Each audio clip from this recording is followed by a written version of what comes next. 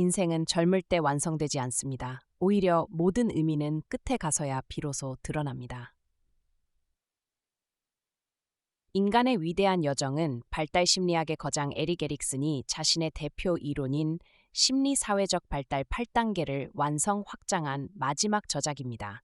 이 책은 인간의 삶을 단절된 시기가 아니라 처음부터 끝까지 이어지는 하나의 여정으로 바라보며 특히 노년기의 의미를 깊이 탐구합니다. 에릭슨은 인간의 삶을 각 단계마다 반드시 마주해야 하는 심리적 과제의 연속으로 봅니다. 그는 이미 잘 알려진 8단계를 다시 정리하고 마지막 단계인 노년기의 의미를 한층 더 깊이 다룹니다. 인간의 삶은 발달의 연속이다. 에릭슨에 따르면 인간은 태어나는 순간부터 죽음에 이르기까지 계속해서 자아 정체성을 재구성합니다. 각 단계는 이전 단계를 바탕으로 하며 해결되지 않은 과제는 다음 단계로 그대로 넘어갑니다. 이 책은 묻습니다. 우리는 정말로 성장했는가? 아니면 단지 나이를 먹었을 뿐인가? 노년기의 핵심 과제, 자아 통합 vs 절망. 에릭슨이 가장 중요하게 다루는 부분은 마지막 단계입니다. 자아 통합, 자신의 삶을 하나의 이야기로 받아들이고 성공과 실패 모두를 수용하는 상태. 다르게 살 수 있었는데 라는 후회에 갇혀 남은 시간을 부정하는 상태. 노년은 단순한 쇠퇴가 아니라 인생 전체를 의미로 엮어내는 마지막 기회입니다. 지혜는 지식이 아니라 화해다. 에릭슨이 말하는 지혜는 똑똑함이 아닙니다. 그것은 자신의 한계, 타인의 불완전함, 삶의 우연성을 받아들이는 능력입니다. 지혜란 과거와 화해하고 실패를 부정하지 않으며 삶을 하나의 완성된 서사로 인식하는 태도입니다. 개인의 삶과 역사적 맥락. 이 책은 개인의 삶이 항상 사회, 역사적 맥락 속에서 형성된다는 점을 강조합니다. 전쟁, 경제, 문화, 시대 정신은 개인의 선택과 정체성에 깊이 영향을 미칩니다. 따라서 에릭슨은 개인을 평가할 때 그 사람이 살았던 시대를 함께 보아야 한다고 말합니다. 하시크라, 완성이란 무엇인가? 인간의 위대한 여정에서 말하는 완성이란 완벽한 삶이 아니라 의미 있는 삶입니다. 모든 선택이 옳았음을 증명하는 것이 아니라 그 선택들을 하나의 이야기로 받아들이는 것. 에릭슨은 말합니다. 삶은 끝에 가서야 비로소 이해될 수 있다. 이 책은 젊은이를 위한 성공 지침서가 아니라 모든 연령대를 위한 인생의 지도입니다. 이제 에릭슨의 발달 단계가 우리의 현재 선택과 노년의 삶에 어떤 의미를 갖는지 더 깊이 살펴보겠습니다. 혹시 지금 내 인생이 어디쯤 와 있나 생각해 보신 적 있으세요? 어린 시절이었나? 아니면 그 정신없던 10대, 혹은 새로운 도전을 막 시작한 성인기. 오늘은요, 심리학자 에릭 에릭슨이 그려놓은 우리 삶의 지도를 한번 같이 따라가 보려고 합니다. 이 지도를 보면요, 우리가 각 나이대에서 어떤 과제를 만나고 또 어떻게 성장하는지, 그리고 앞으로 어디로 가게 될지 정말 놀라운 힌트를 얻을 수 있을 거예요. 셰익스피어가 이런 말을 했죠. 우리 인생은 7막짜리 연극이라고. 사실 우리에게 아주 익숙한 생각이잖아요. 아기였다가 학생이었다가 사랑에 빠지고 또 어른이 되고 나이가 들어가는 그 7단계. 이게 오랫동안 우리가 삶을 이해해온 방식이었어요. 자, 그런데 여기서 아주 재미있는 인물이 등장합니다. 바로 에릭 에릭슨이죠. 그는 셰익스피어의 7단계에다가 놀이 단계를 하나 더 추가하면서 자기가 그 위대한 셰익스피어보다 한 수 위라고 농담을 했다는 거예요. 에릭슨은 생각했던 거죠. 우리 삶이라는 연극은 사실 훨씬 더 복잡하고 섬세한 막들로 이루어져 있다고 말이죠. 그래서 오늘 우리는 에릭슨이 그린 그 지도를 따라서 한번 여행을 떠나볼 겁니다. 셰익스피어의 7단계를 넘어서 우리 인생의 8가지 핵심 과제는 뭔지, 그리고 그 유명한 정체성 위기는 도대체 뭔지 깊이 파고들어 볼 거고요. 성인이 되어서는 사랑과 유산에 대해 고민하고, 노년기에는 지혜를 얻는 과정, 그리고 마지막에는 그의 아내가 추가한 아주 놀라운 9번째 단계까지 쭉 따라가 보겠습니다. 에릭슨 이론의 핵심 아이디어는 정말 간단해요. 우리의 성격이 그냥 가만히 놔둬도 저절로 자라는 게 아니라는 거죠. 뭐랄까, 인생이 하나의 거대한 게임 같은 거예요. 각 단계마다 우리가 꼭 깨야 하는 사회적 퀘스트가 주어지고요. 이 퀘스트를 해결하면서 우리 캐릭터가 성장하듯이 우리 자신도 성장한다는 겁니다.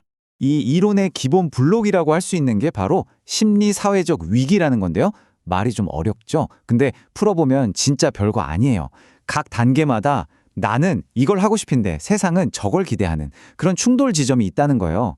이 갈등을 잘 해결하고 나면 우리는 한 단계 레벨업하면서 새로운 능력치, 즉 덕목이라는 힘을 얻게 되는 거죠. 자, 그럼 이제 본격적으로 한번 달려볼까요? 아기 때부터 노년기까지 우리 인생의 8가지 위대한 과제들을 하나씩 살펴보겠습니다. 이 단계들은 계단이랑 비슷해서요. 앞에 있는 계단을 잘 밟고 올라서야 다음 계단으로 나아갈 힘이 생깁니다. 와, 한번 보세요.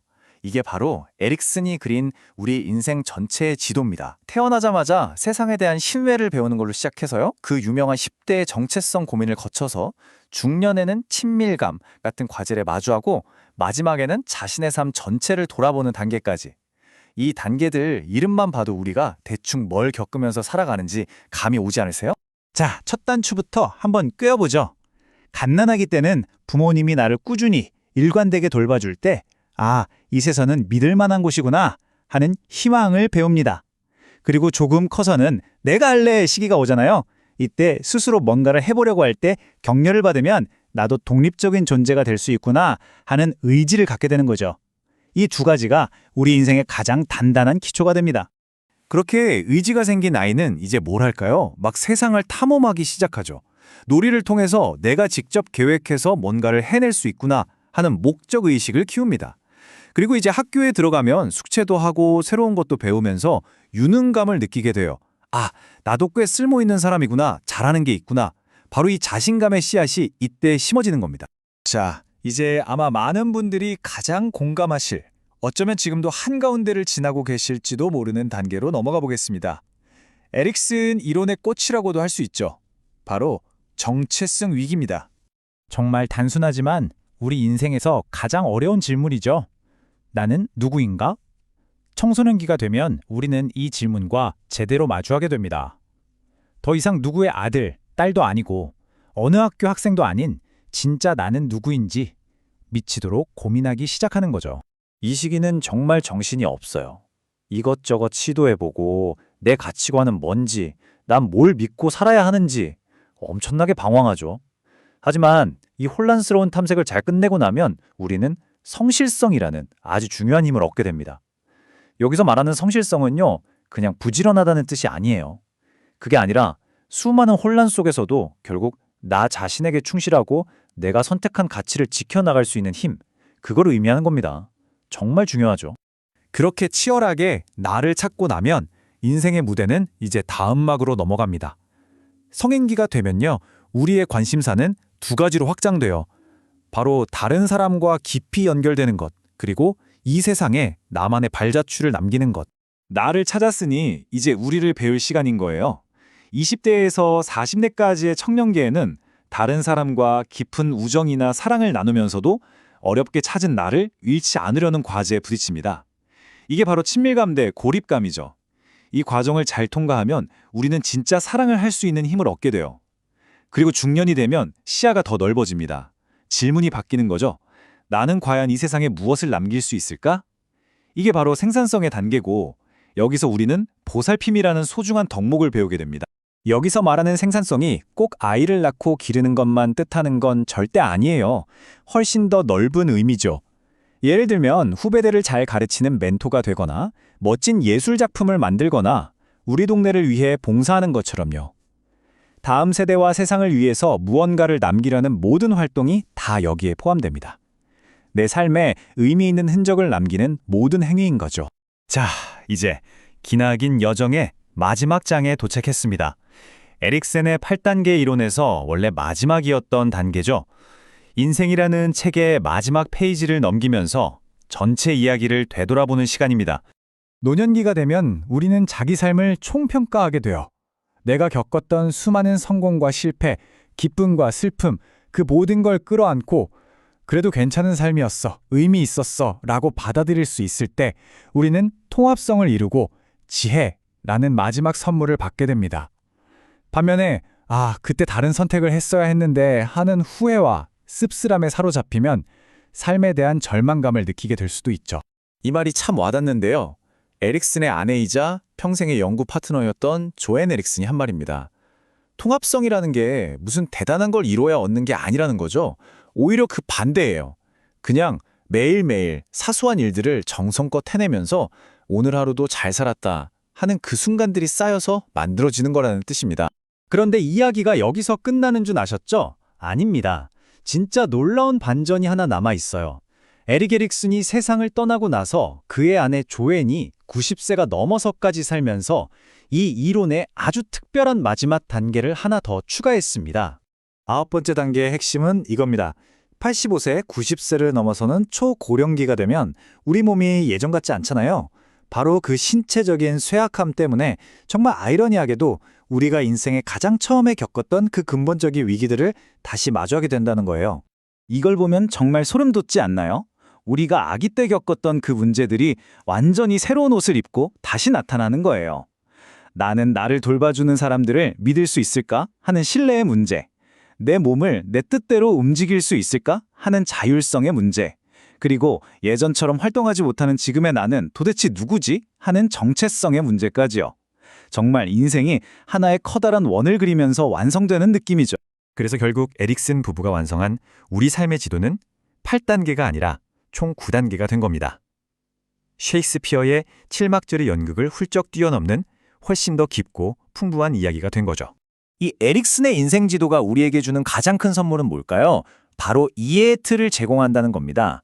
지금 내가 겪는 이 고민, 이 어려움이 나만 겪는 유별난 게 아니라 인간이라면 누구나 이 시기에 거쳐가는 보편적인 과제라는 걸 알게 해주는 거죠. 이걸 통해서 우리는 나 자신은 물론이고 다른 사람들도 더 깊이 이해하고 공감할 수 있게 됩니다. 자, 이제 마지막으로 여러분 자신에게 한번 질문을 던져보셨으면 좋겠습니다. 오늘 함께 살펴본 이 9단계의 지도 위에서 지금의 나는 어떤 과제와 가장 치열하게 씨름하고 있나요? 이 질문에 대한 답을 곰곰이 생각해보는 것만으로도 자신을 이해하는 아주 중요한 첫걸음이 될 거라고 믿습니다.